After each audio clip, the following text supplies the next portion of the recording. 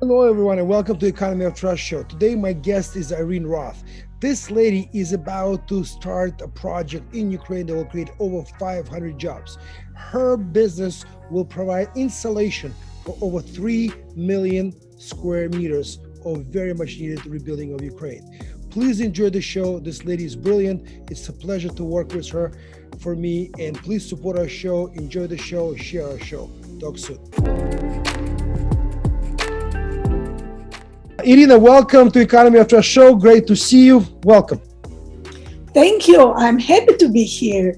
Thank you. And Irina, we're going to spend most of our show talking about Ukraine today and what we can do for Ukraine. But first, we'd like always for our guests to introduce yourself as an expert in what you do and why is it important to Ukraine? That's my first question. Okay. Actually, who am I? I'm a scientist in polymer chemistry, but with more than 25 years of experience in plastics and chemicals distribution. And our vendors are global leaders in plastics and chemicals. And one of the territories we have been serving for all these years is Ukraine. So this is our major point. This is the market. So let's talk about now. Let's go right into it, and we're going to talk about specifically about your project, which is fascinating, and I'm hoping I'll be involved in a part of it. But more importantly, why what you do is critical to Ukraine now, during the war, and obviously after the war. So actually, our project starting under the auspices of Rebuilding Ukraine Agency, correct, which I'm a proud member of. Yes. And the major idea of this project is to build the facility of the manufacturing of polyurethane insulation. So what brought us to this? Now, first of all, we have a deep knowledge of polyurethanes because it's the product we supply for many years. Knowing it, we understand that this is the best materials which will be needed in Ukraine. Because looking at the state of current situation, demolition and destruction during the war, and the first thing which country will need to do is to rebuild, but build according to absolutely new and modern European standards. For that, so you need really right materials, because a lot of materials are existing in the market, but polyurethanes, with them, buildings last longer, they need less maintenance because of durability of material. The insulation panels are very light, but very strong. They're resistant and very easy to install. Third one, this insulation can retain energy properties for as long as your building exists. So all of this, and taking into account the good insulation will ask for less air conditioning, brought us to the this is we can talk about potentially towards this is not only energy efficiency in terms of sustainability. Oh, absolutely, right, but it also energy independence, because we're going to be requiring less energy to heat a home or heat or a business. 100%. This is what you need. Exactly. So let's talk about, before we get to your project, obviously this is a very big market. One of the reasons what I do promote around the world is Ukraine today can escape 30 years of mismanagement, as I call it, with the technologies of 21st century. So what you do is a technology of 21st century, correct? Yes, absolutely. It's first of all, it's a modern technology for the plant we're building. It's state-of-the-art plant will be. But the second of all, it's the technology which is new. Some panels exist, but people don't use it. And we started to think about that project even earlier than war started. Okay. But we felt that the market is not ready, because the notion in the market that we need to use something very cheap and not necessarily care to take the best materials available in the world. But we're sure it will change, definitely. There's no question it will change, because what you do is going to be faster quality-wise, and as well as is going to improve many other measurements that are critical for operating any type of a building or my apartment for that matter. So coming back to this, let's talk about your plans. Now, let's talk specifically about your first initial plan. Its size, its setup, what is it going to produce, the volumes, anything you can share now of your vision for the first plant in Ukraine that we're starting to work right now as a team.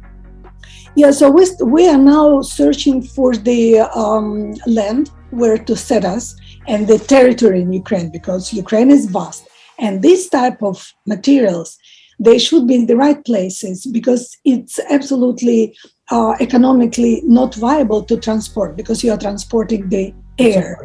And in Europe, the similar plants are situated like 500 kilometers from each other to make it economically good. So we actually are out of 10 or 20 pieces of land and the possibilities.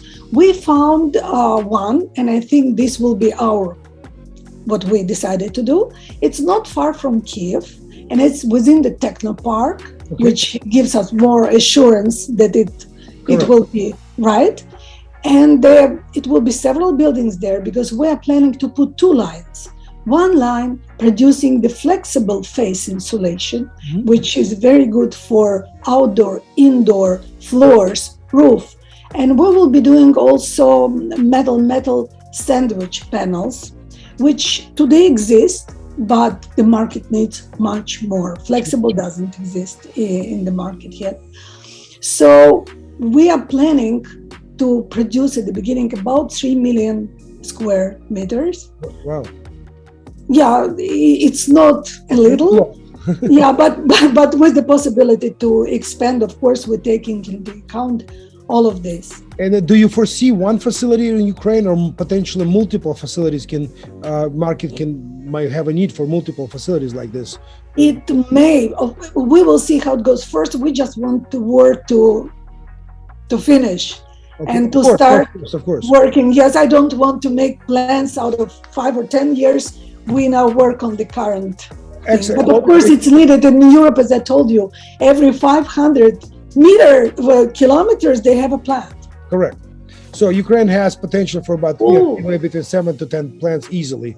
In more. Right. In one small Romania, you have, I don't know, 10 or 15 manufacturers. So great. But the point I'm making to you, because as we rebuild the Ukraine agency, part of what we're doing is obviously we are looking at projects that can be scaled in the same cookie cutter manner in other locations throughout Ukraine in order to scale faster. And that's one of the criteria when we're looking at the project now. We don't want to have a one-off unless it's critical infrastructure, like a glass plant would be only one potentially for Ukraine, right? But for facilities like yours or Terry precast concrete, we need many of them throughout the country. Great. So now, obviously, let's talk about your customer base. Your customer base in Ukraine would be obviously construction companies, right? And maybe municipal governments themselves that may make orders, correct? We would love to have them, yes. But of course, we are for municipal government, as well of like the stores like Home Depot. I don't know how they call it in Ukraine. So you can buy something what you need, and the government can do. And by the way, the companies who need to, you can, by the way, these materials are very well used as well as for private house. You can build your own house, and for industrial buildings, which is very fast and easy. The analog of Home Depot is Epicenter in Ukraine. So this is the company we have a good relationship with, directly the founder, who would be probably very interested. We obviously recently, as you were part of it, we signed an agreement with a Federation of Construction Companies of Ukraine.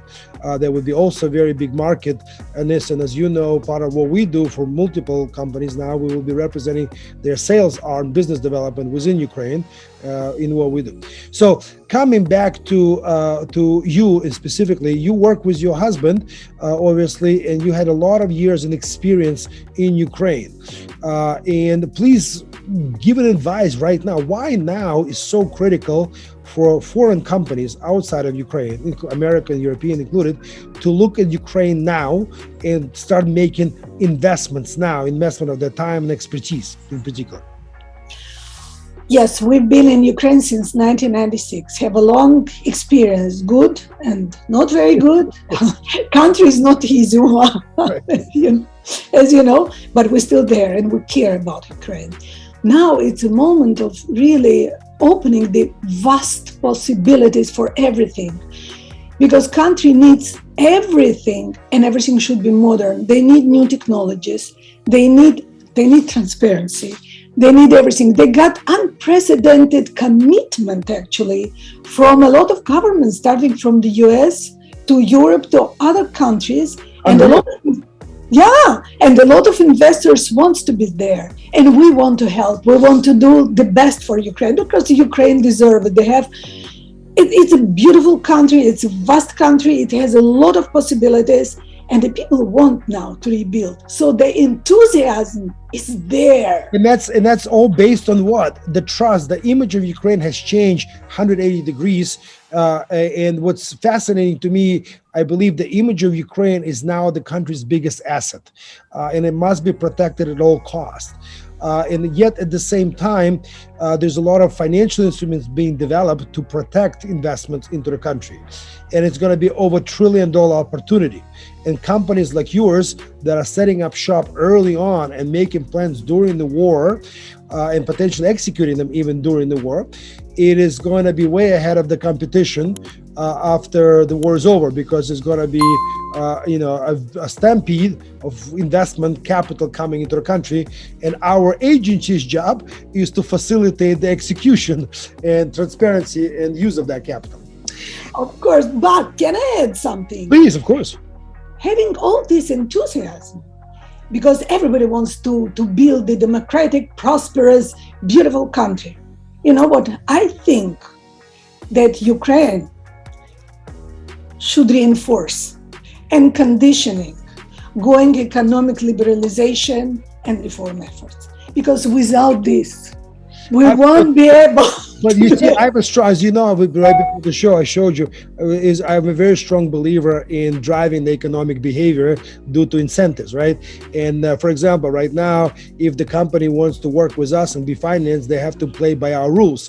We don't need government for that. We're going to set up our own rules. If you municipality, if you guys want us to work as an organization to bring you companies, investment, ideas, whatever, you need to play by our rules. We don't play by Ukrainian rules, right? We are talking about using this moment, the crisis of tragedy, of atrocities, to transform the country. There will be no better moment to change all behavior to new, in my opinion. Me? Okay, so Irene, obviously we have a lot of great work. I thank you very much for your time, and I am planning to record the interview with your husband. It would be also fascinating. But I wanted to ask you, I sent you before the interview our website, United Students of Ukraine, the program that helps the small businesses of the country. And obviously we've done already a lot of things. We're yet to do many more. We're looking to build a sustainable subscription-based where companies, not individuals, companies pay $100 a month through associations, supporting their counterparts, bakers, engineers, and so on. And this, we can easily drive that capital to Ukrainian small businesses to grow. So from your perspective, getting to the question, why do you think this is so critical now and for the future after the war? You know what? First, when I looked at your question, at the beginning, I even didn't understand it, because as per my view, there's no small businesses in Ukraine. They don't exist per se, because unfortunately, government didn't support small business. No, it didn't. But it's 70% what's going to drive the growth is small and medium-sized business. Yeah, exactly. We know it very well. So I think that this is a great idea and an absolutely exciting opportunity. It's for the students, for the businesses, for the future of the country. And you know what? I'm actually sure that this will resonate with a lot of companies and with a lot of individuals who can help not only in the monetary way, but with their expertise, best practices. That's what we're looking to build relationships. Yes, today businesses need help. but in the future they might need your services, or you might buy from them, or whatever it might be.